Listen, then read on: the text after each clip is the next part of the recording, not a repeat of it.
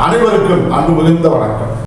செல்வராமாயணம் என்னும் இலக்கண பாடல்களும் இலக்கிய சுவையும் கொண்ட புதிய ராமாயண காவியத்தை புனைய வைத்த என் இறைவன் ராமனை நன்றியுடன் வணங்கி மகிழ்கிறேன். செல்வராமாயணம் பருவம் 3 அயோத்தி பருவம், காலம் 8 பரதன் காலம். பரதனை தடுத்ததற்குரிய காரணத்தை வசிட்டர் முதலானோர் பரதனிடம் கூறுதல். பாடல்கள் 936. வானுலகில் அலைகளிலோ வந்து மண்ணில் நின்றிடவோ தான் உலகில் வந்திருந்தும் தன்னொழி செய் வெண்கதிரி காணுதற்கும் அருங்குளிராய் கருணை ஏந்தும் தன்கதிரி தேனுளமி யாவறிந்து தெரிந்த மெய்யே எண்ணுகிறோம்.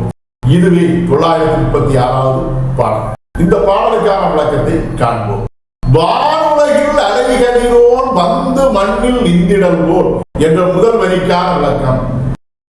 வானத்து உலகிலே அலைந்து திரியக்கூடிய கதிரவனானவன் இந்த மண்ணிலே வந்து நிலையாக நின்று நிலை பெற்று நின்றிடவோர், நிலை பெற்று நின்று நல்ல ஒளியை வீசுவது போல் தான் உலகில் வந்திருந்தும் தன்னொழி செய் வெண்கதிரே, இந்த உலகிலே நீ வந்துள்ளாய்.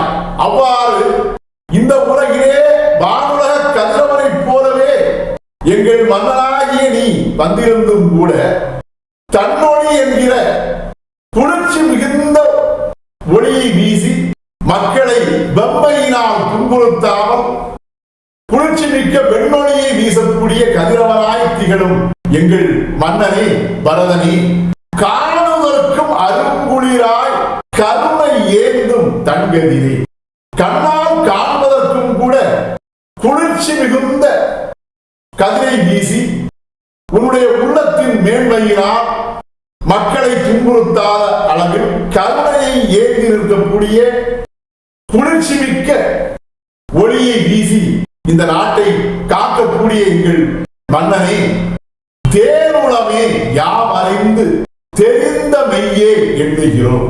தேன் என்னும் சுவையும் இனிமையும் சிறப்பும் மிகுந்த உள்ளம் வாய்ந்த எங்கள் மன்னனே, நாங்கள் அறிந்து தெரிந்த உண்மையின் அடிப்படையிலே நாங்கள் நீ உன் தந்தைக்கு செய்ய வேண்டிய அந்த ஈமச் சடங்கை செய்ய வேண்டாம் என்று எண்ணுகிறோம்.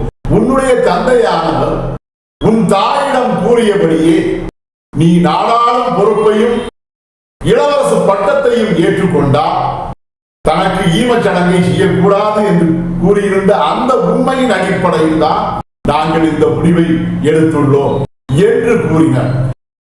அவ்வாறு கூறியே அவனை அந்த ஈமச் சடங்கை செய்ய விடாமல் தடுத்தனர்.